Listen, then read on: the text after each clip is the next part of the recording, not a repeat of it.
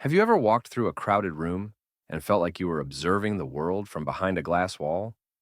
Have you ever been called intense, oversensitive, or difficult simply because you asked a question that went too deep? Maybe you have been caught talking to yourself in the grocery store and felt the shame of people staring at you. Or perhaps you have been accused of being lazy because you spent 3 hours staring out a window, lost in a world that only you can see. For most of your life, society has likely told you that these behaviors are flaws. They tell you to stop overthinking. They tell you to get your head out of the clouds. They tell you to just fit in and be normal.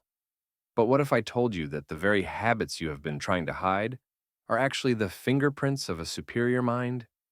Psychologists and neuroscientists are now discovering that people with exceptionally high IQs often display a specific set of behaviors that the rest of the world considers weird. These are not glitches in your personality. They are features of a high performance cognitive engine. If you have ever felt like an alien on your own planet, this video is for you. Today, we are going to vindicate you. We are going to look at 5 strange habits that are actually signs of high intelligence. And by the end of this video, you will understand why you do the things you do. You will realize that you are not broken. You are just operating on a different system. Let's begin with the first sign, which is often the most embarrassing for people to admit. You talk to yourself, often out loud, and you do it constantly. In movies, the person muttering to themselves is always portrayed as crazy or unstable. But in the world of neuroscience, self-talk is recognized as a sign of high cognitive efficiency.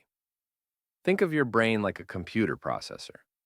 For most people, the data load is manageable, so they can process everything silently in the background. But for a high IQ individual, the brain is processing information at a speed and volume that is overwhelming. You are not just thinking about one thing. You are connecting patterns, analyzing history, predicting futures, and solving problems all at once. When the internal RAM gets full, your brain needs an external hard drive to organize the data. That is what your voice is. When you talk to yourself, you're not hallucinating.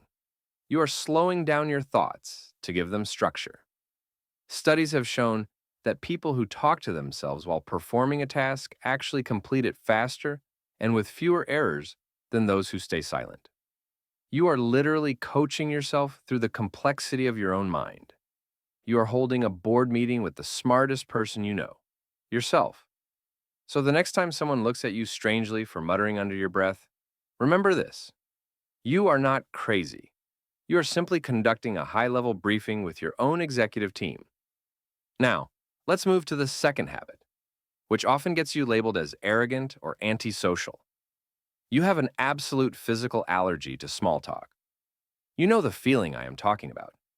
You're at a party or a family gathering, and someone asks you about the weather. Or they start talking about a celebrity scandal, and you physically feel your energy draining out of your body. It feels like your brain is suffocating. You try to be polite. You try to nod and smile, but inside you are screaming.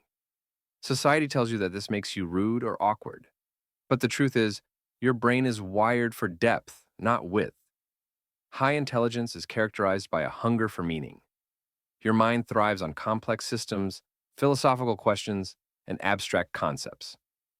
Asking a high IQ brain to engage in small talk is like taking a Formula One race car and driving it in a school zone at 5 miles per hour. It is not just boring, it is damaging to the engine. You crave high-resolution conversations. You want to know what someone fears, what they dream about, and what they think happens after death. You want to discuss the origins of the universe or the psychology of human behavior. When you cannot find that depth, you prefer silence. This is not because you hate people. It is because you value efficiency. You understand that time is limited, and you refuse to spend your precious moments discussing things that do not matter. You are not antisocial. You are intellectually selective. And that is a valid survival strategy for a mind that needs substance to survive. This brings us to the third habit, which can feel like both a superpower and a curse. You possess a state of constant hyper-awareness.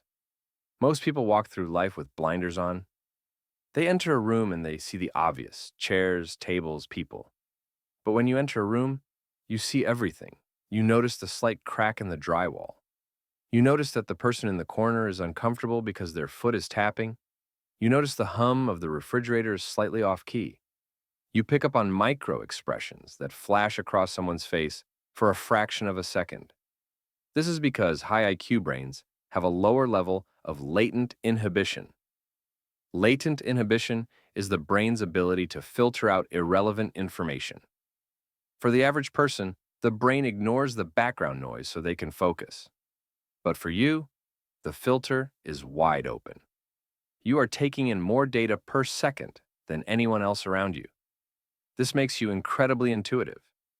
You often know things before they happen. You know when someone is lying to you before they even finish the sentence. You can sense danger before it arrives. But the cost of this superpower is exhaustion. You cannot turn it off. You're constantly scanning, constantly processing, constantly analyzing. This is why you might get overwhelmed in busy environments like shopping malls or concerts. It is not that you are weak. It is that your scanner's picking up too many signals. You're seeing the world in 4K resolution, while everyone else is watching it in black and white.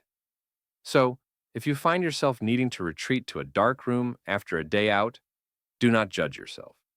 You're simply rebooting a system that has processed more data in a day than most people process in a week. Now we must discuss the fourth habit, which is the most misunderstood of all: overthinking. How many times have you been told to stop overthinking it? How many times have people told you to just go with the flow? They treat your overthinking like it is a form of anxiety or fear. But for the high IQ mind, overthinking is actually a form of predictive modeling.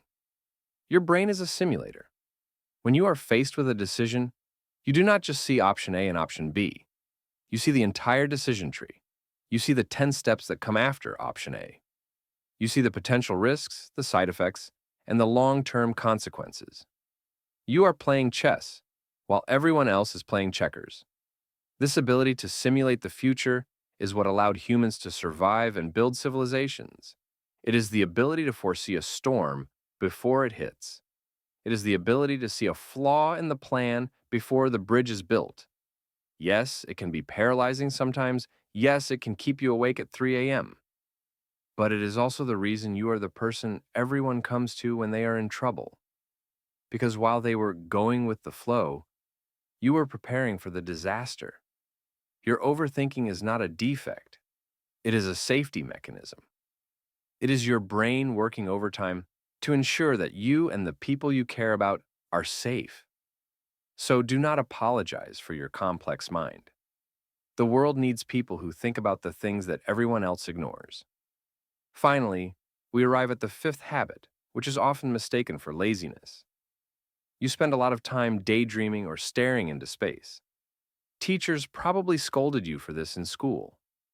Bosses might have told you to focus. But neuroscience has given this state a name. It is called the default mode network.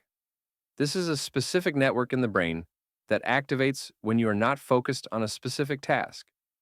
For average minds, this downtime is just a blank space.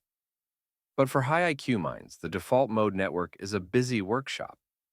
When you're staring out the window, you're not doing nothing. Your brain is making remote connections between unrelated ideas. This is where creativity comes from. This is where Einstein was when he imagined riding a beam of light. This is where Tesla was when he visualized his motors. They were not grinding away at a desk. They were drifting. High intelligence requires this drift. It needs the space to wander off the path and explore the unknown. If you are someone who needs long periods of unstructured time to just be, that is not laziness. That is incubation. You are letting your subconscious mind work on problems that your conscious mind cannot solve.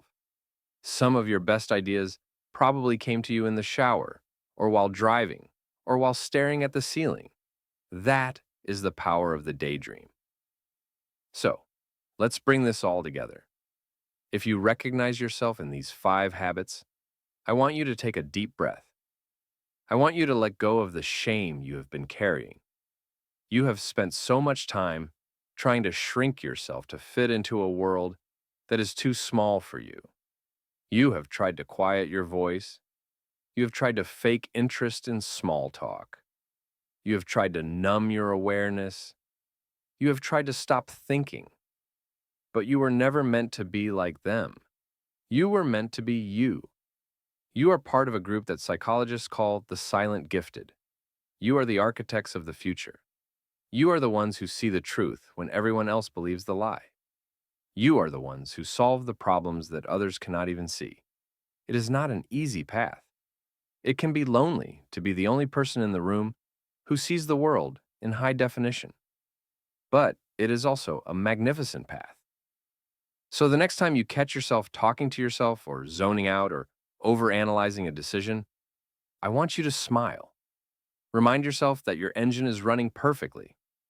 Remind yourself that you are exactly who you're supposed to be.